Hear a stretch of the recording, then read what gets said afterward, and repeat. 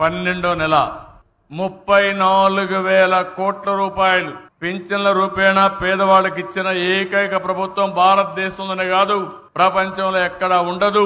అలాంటి ప్రభుత్వం ఈ ప్రభుత్వం అని చెప్పి కూడా నేను మీకు తెలియజేస్తున్నా. మనం చరిత్ర కూడా గుర్తుపెట్టుకోవాలి. పేదవాడి కోసం పింఛను పెట్టింది నందమూరి తారక రామారావు గారు 30 రూపాయలు. దాన్ని 75 రూపాయలు చేశాను.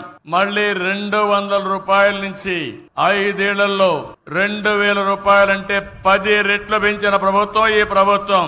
మళ్ళీ నేను అధికారంలోకి వస్తాను 3,000 నుంచి ఒకేసారి 4,000 రూపాయలు పెంచిన ప్రభుత్వం ఈ ప్రభుత్వం అని చెప్పి నేను మీకు గుర్తు చేస్తున్నా. ఒక వృద్ధులకు వితంతువులకే కాదు, ఈ రోజు మీరు చూస్తే దివ్యాంగులకి ఒకప్పుడు 5,500 ఉంటే 3,000 చేశాను. 3,000 నుంచి ఇప్పుడు మీరు చూస్తే 6,000 చేశాను. అంటే 500 నుంచి 6,000 రూపాయలు పెంచిన ఏకైక ప్రభుత్వం ఈ ఎన్డీఏ ప్రభుత్వాన్ని మరొకసారి విజ్ఞప్తి చేస్తున్నా. ఎవరన్నా డయాలిసిస్ వచ్చి కిడ్నీ ప్రాబ్లం ఉండి సమస్యలుంటే వాళ్లకు 10,000 రూపాయలు ఇస్తున్నాం. కొంతమంది బెడ్ కే పరిమితం అయిపోయి ఉంటే ఇంట్లో వాళ్ళు కూడా సేవలు చేయాలి కాబట్టి అలాంటి వాళ్లకు 15,000 రూపాయలు ఇచ్చే ఏకైక ప్రభుత్వం. అంటే 4,000, 6,000, 10,000, 15,000 ఇస్తున్నాం. నేను సవాల్ విసురుతున్నా, భారతదేశంలో ఎక్కడైనా ఇస్తున్నారా ఒక్కసారి మీరే వెరిఫై చేసుకోవాల్సిందిగా మిమ్మల్ని కోరుతున్నా. ఇది పేదవాళ్ళంటే ఈ ప్రభుత్వానికి ఒక అభిమానం.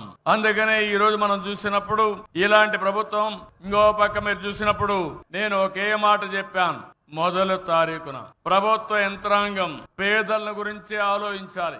ప్రతి ఒక్కరూ గ్రామాలకు వెళ్ళాలి, పేదవాళ్ళని దర్శనం చేసుకోవాలి. ప్రజాప్రతినిధులు, ఎమ్మెల్యేలు, ఎంపీలు, అక్కడ స్థానిక సంస్థల్లో ఉండే నాయకులు అందరూ కూడా మీ దగ్గరకు వచ్చి మీకు ఆ పింఛనిచ్చే కార్యక్రమంలో భాగస్వాములైతే మీ కష్టాలు నేరుగా అర్థమవుతాయి, కష్టాలు తీర్చే మనస్తత్వం వస్తుంది.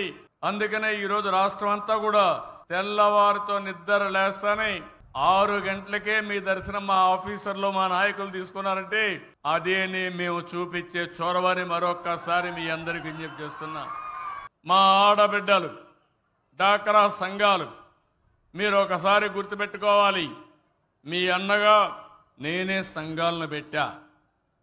ఆడబిడ్డలకు నేనే, మీరు ఒక్కసారి ఆలోచిస్తే ఈరోజు దీపం పెట్టి వంట గ్యాస్ ఉచితంగా ఇచ్చా.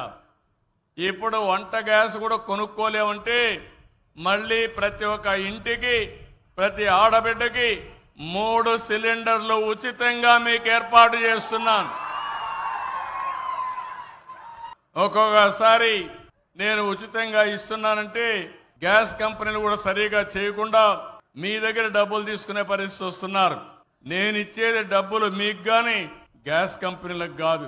అందుకే ఇప్పటి నుంచి 4 నెలలకు ఒకసారి మా ఆడబిడ్డల అకౌంట్ లో ఆ డబ్బులు మీ అకౌంట్ లో వేస్తానని మరొకసారి మా ఆడబిడ్డలందరికీ హామీ ఇస్తున్నా. మా ఆడబిడ్డల ఖర్చులు తగ్గించాలని ఆలోచిస్తున్నాను. దీనికి కూడా శ్రీకారం చుడతాను. ఇంకో పక్క రోడ్లన్నీ గుంతలు పడిపోయినాయి, గోతులు పెట్టి వెళ్లారు, గుంతలన్నీ పూడ్చాం. దీనికి 1,200 కోట్లు ఖర్చు అయింది. 20,000 కిలోమీటర్లు బాగు చేశాం. మళ్లీ హామీ ఇస్తున్నాం, భవిష్యత్తులో కూడా ఈ రోడ్లు సక్రమంగా మెయింటైన్ చేసే బాధ్యత ఈ ప్రభుత్వం తీసుకుంటామని చెప్పి కూడా నేను మీకు తెలియజేస్తున్నాను.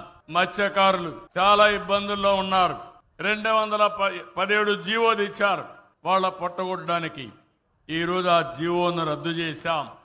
మత్స్యకారుల సేవలో వేట సమయంలో వాళ్లకు ఆర్థిక సహాయం చేయాలనే ఉద్దేశంతో ఒక్కొక్క కుటుంబానికి 20,000 రూపాయలు చొప్పున 259 కోట్ల రూపాయలు రిలీజ్ చేశాం.